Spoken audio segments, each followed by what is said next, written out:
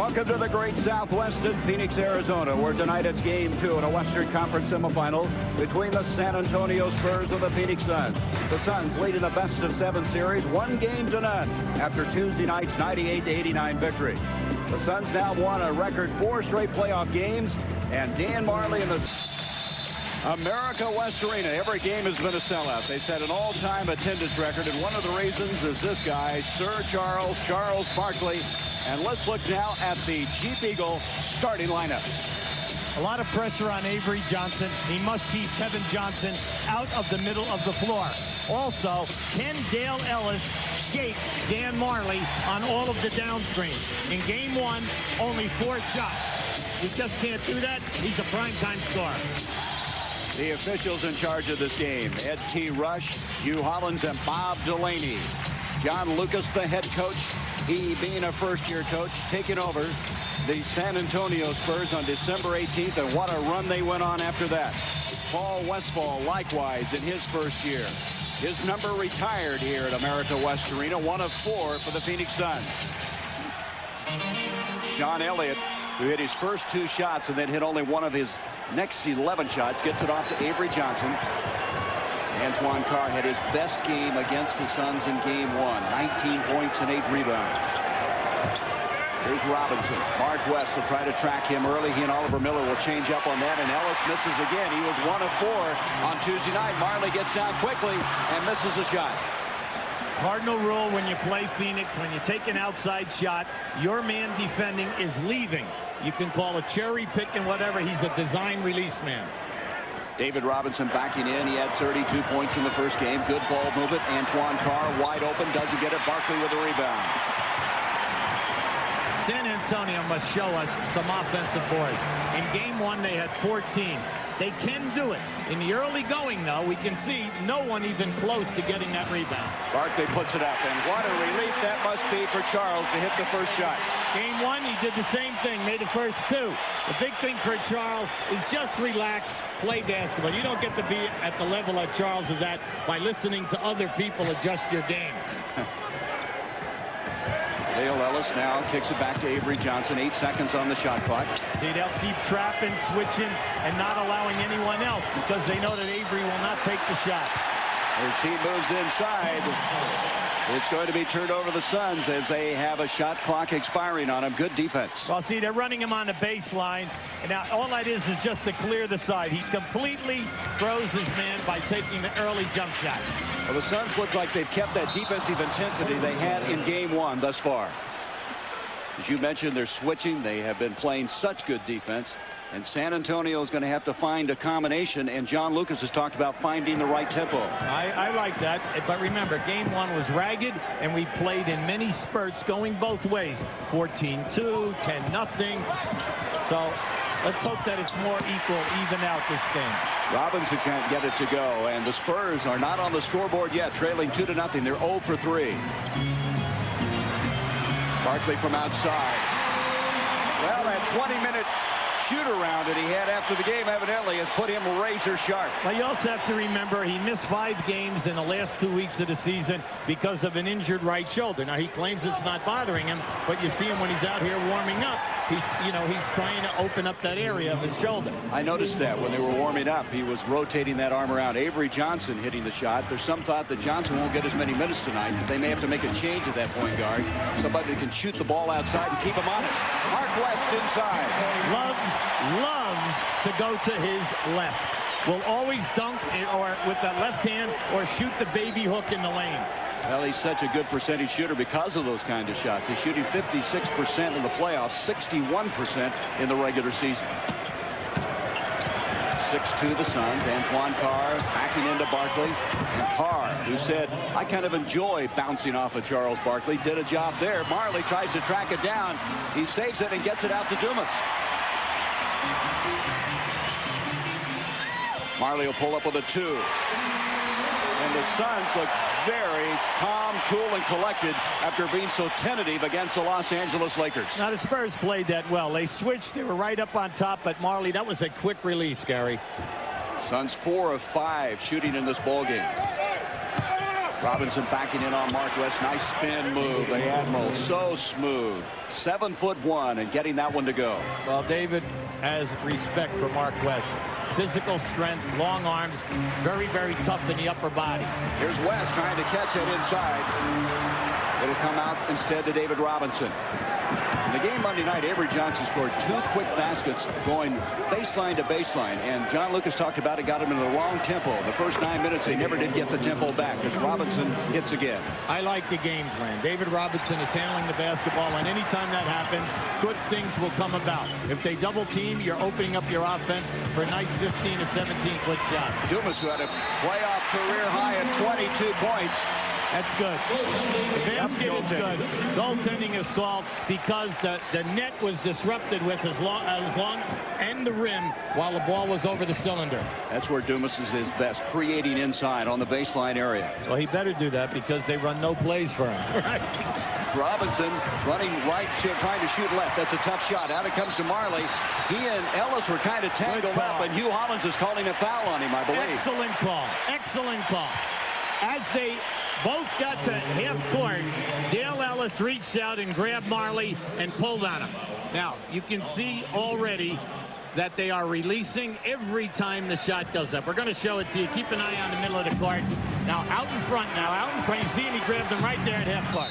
Barkley, as we come back to the live action, is fouled as he tries to take it inside. So Barkley, who's hit his first 2 shots, taken into the hole. Antoine Carr is the guy that is guilty of the foul. Coming into this game tonight, Barkley is 6th in scoring in the playoffs and 4th in rebounding. See, Charles continues to work the boards. He continues to make excellent passes. He's 2nd on the team in assists. So what is he doing? He's giving you the all-around game, even though the shooting is off. But he's getting to the line 8 times. That's key. You can see where he's down. You say 57%. That's the 4th highest average in the history of the NBA. We're talking about an awful lot of great players. Barkley missing the first. He's shooting 76% during the playoffs. The Suns were just brilliant at the free throw line on Tuesday night. They missed only 2. They were 23 of 25. They had 10 more free throws they made from the free throw line than did San Antonio. Well, San Antonio, they were disappointed. They missed 10 foul shots, and they missed 10 shots below the dotted line in the painted area.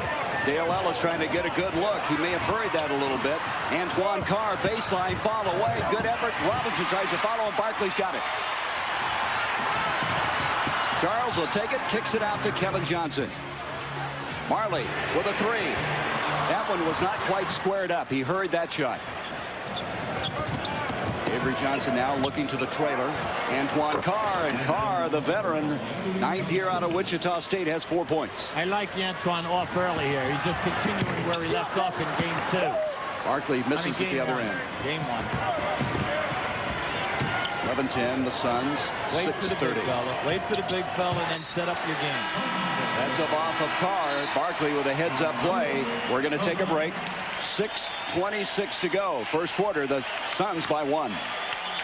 Dykstra, Duncan. The Suns by 1, 11-10. Hubie, let's go back to game 1 and document the problems the Spurs had. Well, the shooting percentage isn't bad because we have 2 good defensive teams, but the 18 turnovers compounded by the missed 10 foul shots from the foul line, then a high percentage shooting team from threes, 0 for 7. Then, like we said at the top of this show, Elliott and Ellis only getting 17 shot attempts. These 2 guys get 27 shot attempts during the course of the regular season.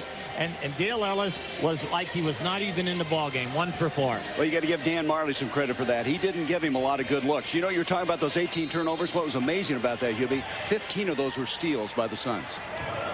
5 of them by Kevin Johnson, which is a career playoff high for Kevin Johnson, as Avery Johnson comes up with a steal himself. Bad pass. And that goes right through the arms of Dale Ellis.